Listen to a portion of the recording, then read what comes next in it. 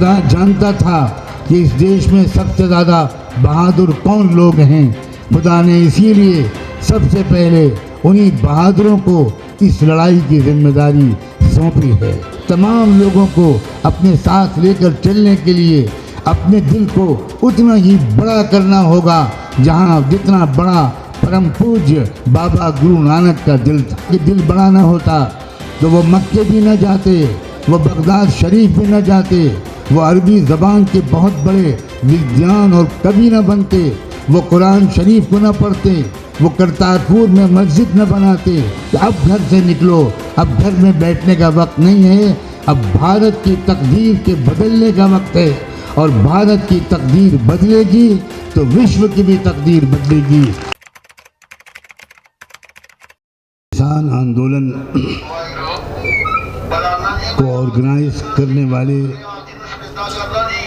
तमाम जत्थेदार साथियों, बुजुर्गों, भाइयों, बहनों, नौजवानों,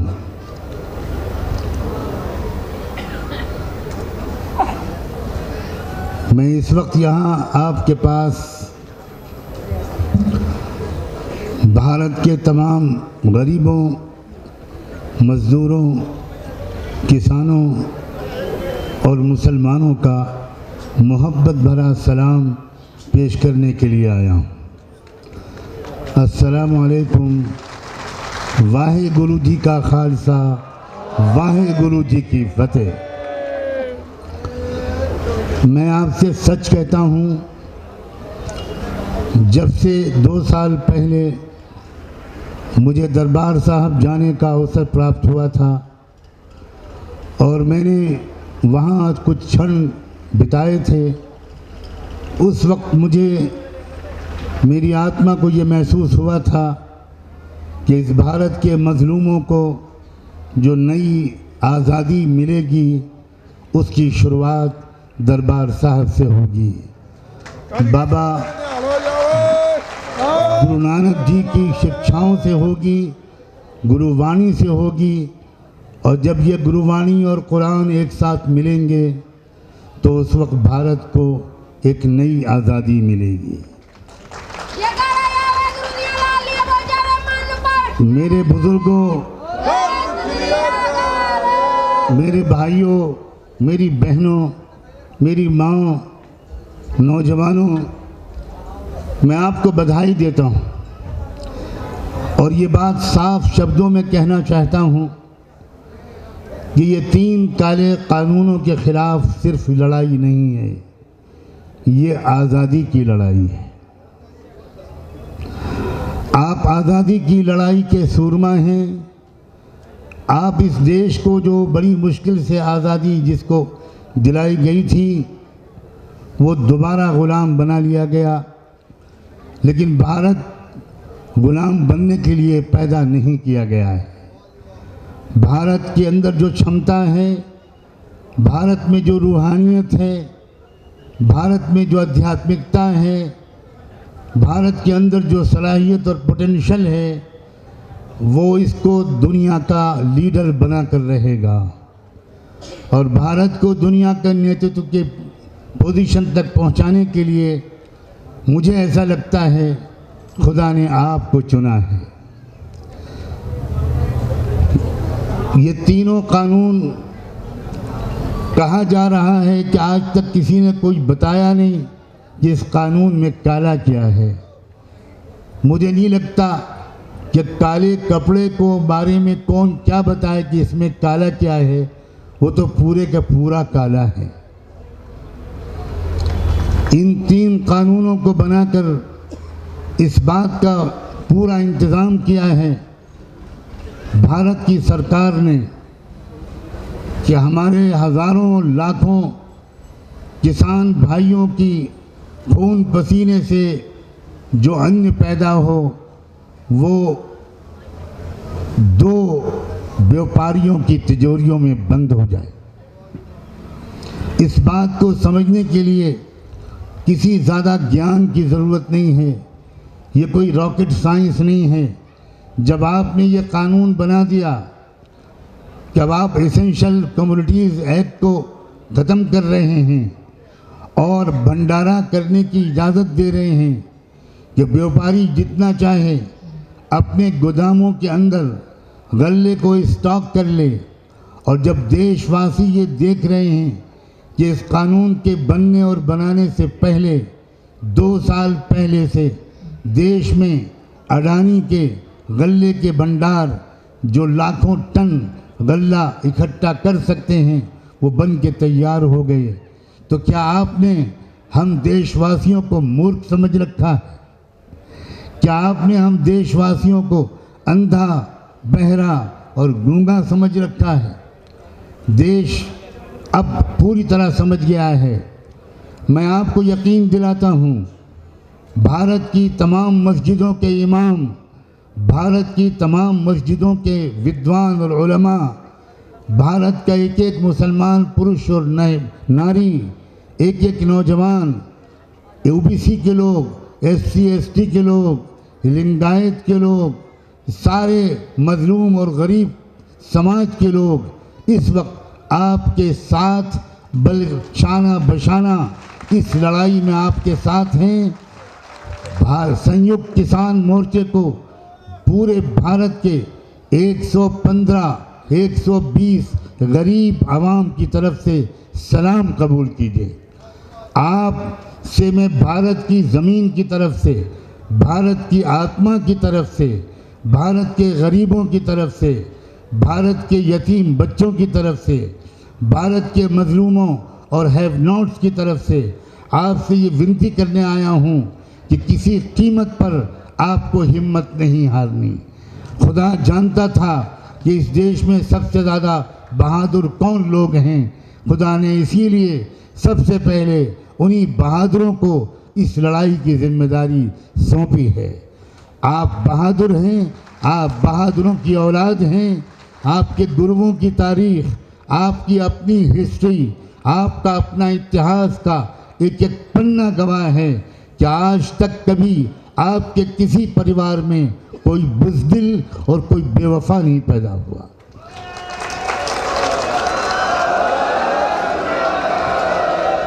आप मन के सच्चे लोग हैं और आप अपनी बात के पक्के लोग हैं। या तो आप कोई वचन नहीं देते, या तो आप कोई वादा नहीं करते, जो कुछ कहना हो वो साफ साफ कहते हैं। मैं बचपन से कितने ही सिख परिवार मेरे बड़े भाई के दोस्त थे, इसलिए मेरा अपने सिख भाइयों के परिवारों के साथ बहुत निकट संबंध था। मैंने शुरू ही से उनके अंदर देखा कि मक्कारी, झूठ और अंदर कुछ और बाहर कुछ, ये सिख समाज में ये बीमारी नहीं है।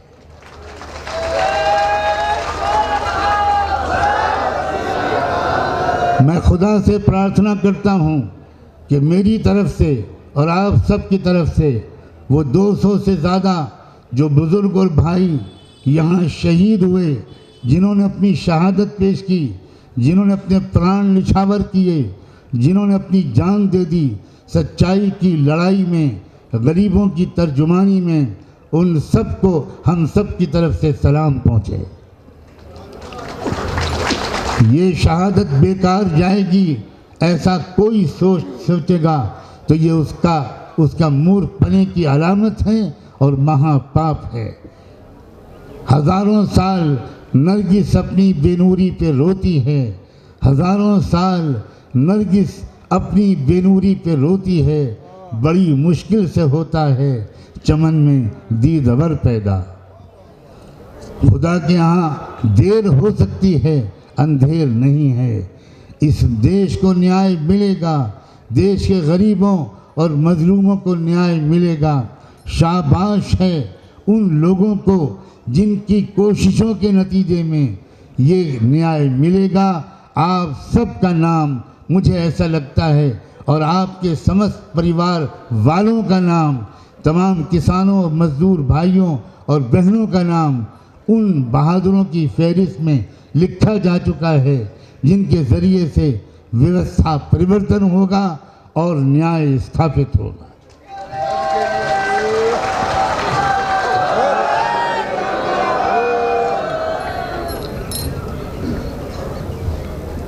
आप अच्छी तरह जानते हैं मैं YouTube के माध्यम से रोज़ाना आपके साथ शरीक होता था।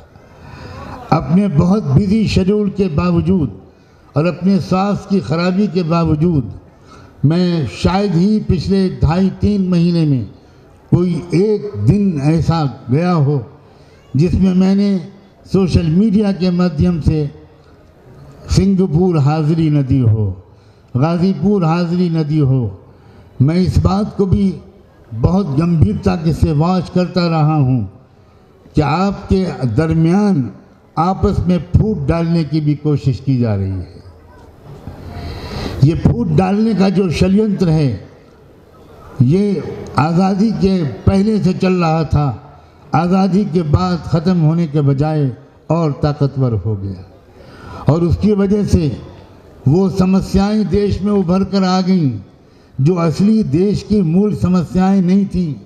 यहाँ के रियल इश्यूज़ नहीं थे। कहीं मंदिर मस्जिद की लड़ाई, कहीं इस बात की लड़ाई कि अलीगढ़ मुस्लिम विश्वविद्यालय के नाम से मुस्लिम शब्द निकाल दिया जाए, कहीं इस बात की लड़ाई कि बनारस हिंदू यूनिवर्सिटी के नाम से हिंदू के शब्द निकाल दिया जाए। देश की असली समस्याएं गरीबी है, महंगाई है, किसानों को फसलों की सही कीमत का न मिलना है। अगर आप ये कहते हैं कि एमएसपी था, एमएसपी है और एमएसपी रहेगा तो एमएसपी के बारे में कानून के बनाने में आपको क्या रुकावट? इसका साफ मतलब ये है कि आपके इरादे अच्छे नहीं हैं। जब थोड़े दिनों के बाद आपको ये बात याद दिलाई जाएगी कि आपने सदन में खड़े होकर कहा था, फ्लोर ऑफ द हाउस में कहा था कि एमएसपी था, एमएसपी है और रहेगा, तो आप दो में से कोई एक कह देगा कि वो तो जुमला था। मेहरबानी करके अब इन जुमलों को दफन कर दीजिए गंगा में, जमुना में। इन जुमलों से देश अब बेवकूफ़ नहीं बनेगा। हम इस बात का इतराफ़ करते हैं कि हमारे बहुत से लोग गलती कर गए थे और उन्होंने आपको वोट देकर भारत की सत्ता पे बिठाया था। ये तो तब हम मानेंगे जब ये साबित हो जाएगा, जब वाकई भारत के इतने लोगों ने आपको वोट दिया था। लेकिन आप ये बात नहीं मान रहे। पूरे विश्व में ये बात फैल चुकी है कि आप जेन्युइन वोटों से नहीं जीते थे, आप ईवीएम के ज़रिए जीते थे। अब देश में जागरूकता फैल रही है और ये किसान आंदोलन, मेरा दिल ये गवाही देता है और आपके रोशन चेहरे, आपकी बहनों की आंखों के आंसू, आपके जज्बात, आपकी पेशानी पर चमकती हुई लकीरें इस बात की गवाह हैं कि अब आप इस देश की व्यवस्था बदलने से पहले चैन से नहीं बैठेंगे। मैं आपको इस बारे में बधाई देता हूं कि आपके ने अपने कंधों पर बहुत बड़ी जिम्मेदारी ली है। आपके कंधे मजबूत हैं, तभी खुदा ने आपके कंधों पर ये जिम्मेदारी डाली है। अब आपको समस्त देशवासियों को, समस्त गरीबों को, समस्त मजलूमों को, तमाम अल्पसंख्यक समाज के तमाम लोगों को अपने साथ लेकर चलने के लिए अपने दिल को उतना ही बड़ा करना होगा जितना बड़ा परम पूज्य बाबा गुरु नानक का दिल था। अगर परम पूज्य बाबा गुरु नानक के दिल बड़ा ना होता तो वो मक्के भी न जाते, वो बगदाद शरीफ भी न जाते, वो अरबी ज़बान के बहुत बड़े विद्वान और कवि न बनते, वो कुरान शरीफ को न पढ़ते, वो करतारपुर में मस्जिद न बनाते। ये उनके बहुत विशाल हृदय का एक जीता जागता सबूत है। और वो वक्त आ गया है कि अगर हम पिछड़ गए थे या हमें किसी ने पिछाड़ दिया था तो अब हम फिर एक दूसरे से गले मिलें। और सिर्फ गले नहीं, हमारा शरीर नहीं मिले, हमारे दिल मिलें, हमारी आत्माएं मिलें, हमारे जज्बात मिलें, हमारी ज़िंदगी का उद्देश्य मिले। ये भारत वो देश है जिस देश में उस पहले इंसान आदि मानव हजरत आदम को जब स्वर्ग में पैदा करके उस मालिक ने इस ज़मीन पर उतारने का फैसला किया था, तो इसी भारत देश को चुना था उस पहले इंसान को उतारने के लिए। हमें गौरव है कि हम उस देश के वासी हैं। ये देश तहजीब का मुल्क था, मोहब्बत का मुल्क था, प्रेम का मुल्क था, भाईचारे का गहवारा था। दुनिया में इसकी मिसाल दी जाती थी। गंगा जमनी तहजीब यहाँ का एक मुहावरा था। लेकिन थोड़े से लोग जो कैरेक्टर के अच्छे लोग नहीं हैं, जो लुटेरे और चोरों की मानसिकता रखते हैं, जिन्होंने इस देश के लोगों को आपस में लड़ाकर और इस देश की सत्ता पर कब्जा कर लिया, और वो ये समझ रहे हैं कि वो हमेशा इस सत्ता पर काबिज रहेंगे। याद रहें, वो लोग बड़े से बड़े तानाशाह गुजर चुके हैं। आज उन तानाशाहों को कोई याद भी नहीं करता। मुझे नहीं लगता वो दिन बहुत दूर है जब भारत के इस समय के तानाशाह भी अपने अंजाम को पहुंचेंगे।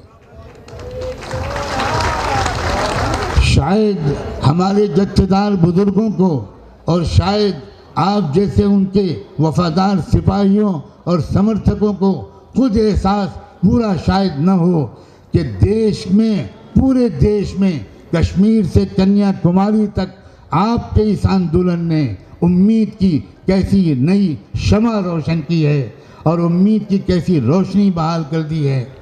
हम जैसे कार्यकर्ता लोग जो 25, 30, 40 साल से इस देश की व्यवस्था परिवर्तन के लिए कोशिश कर रहे हैं, और बामसेफ के मंच से, बहुजन क्रांति मोर्चे के मंच से, भारतीय क्रांति मोर्चे के मंच से, और न जाने कितनी ऑफशूट ऑर्गेनाइजेशंस के मंच से, महिलाओं के संगठनों के मंच से इस बात की कोशिश कर रहे थे।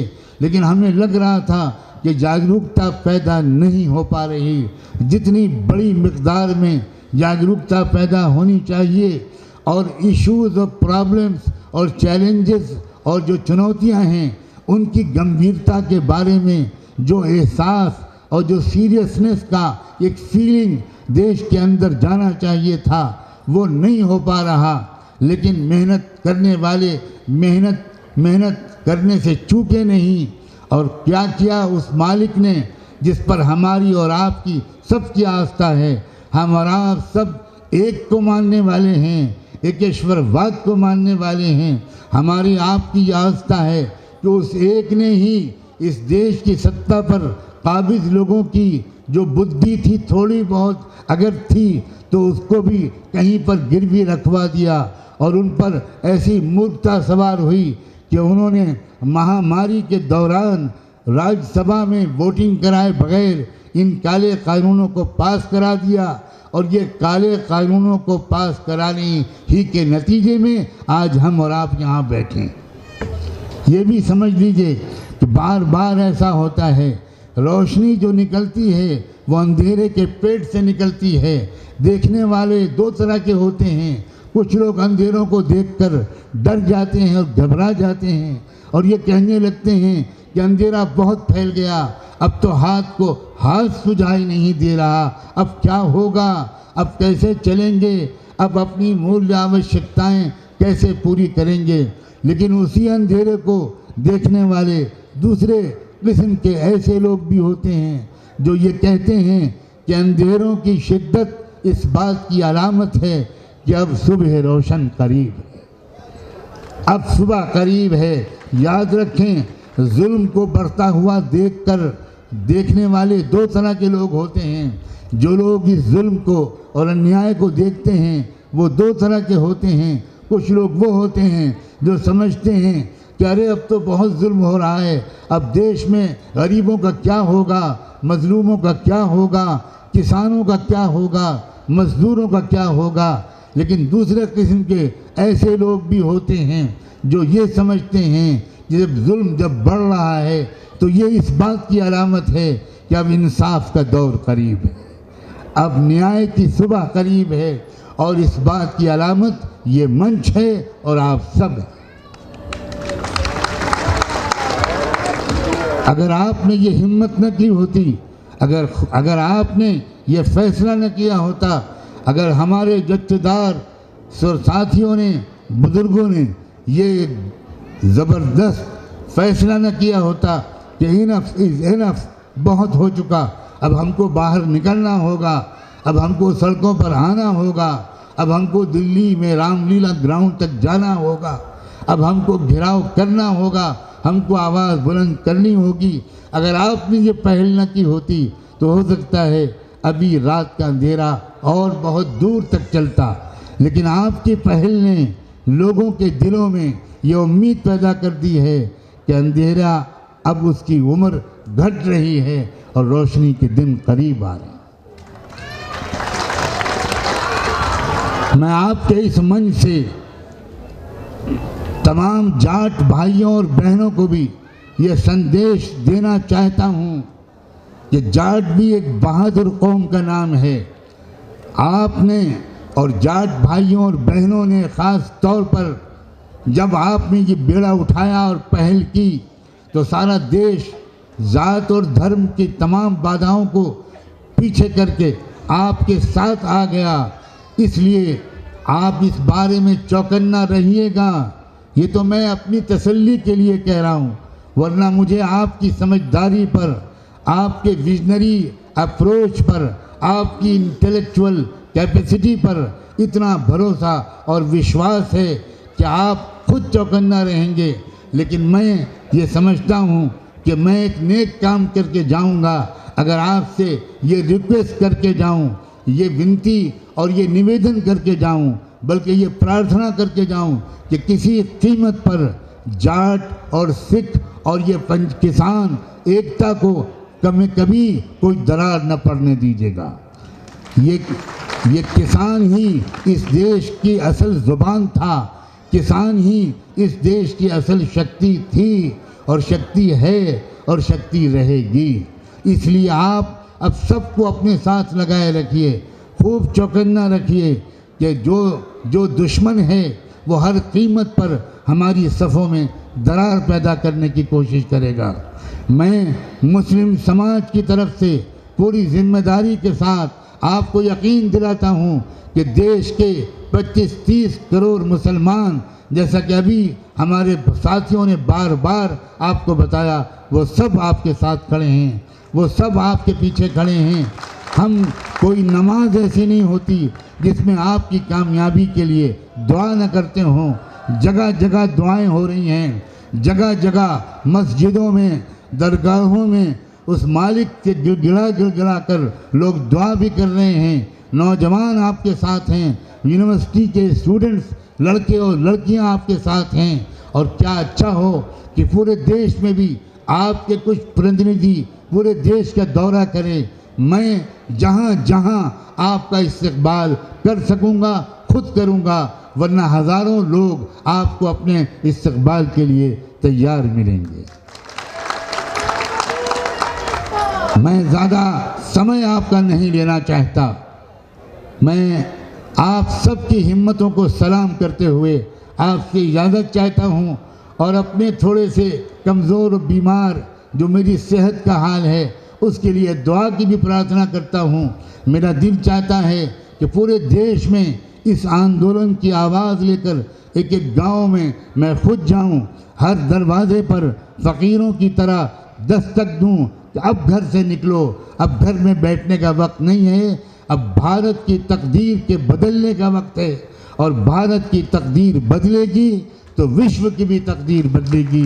इन उम्मीदों के साथ मैं आप सबकी मोहब्बतों का बहुत शुक्रिया अदा करके आपसे इजाज़त चाहता हूँ, आपसे रुखसत होता हूँ। अभी हमको फ़ौरन नमाज भी पढ़नी है। एक बार फिर मैं आपको सलाम करता हूँ। वाहे गुरु जी का खालसा, वाहे गुरु जी के फतेह।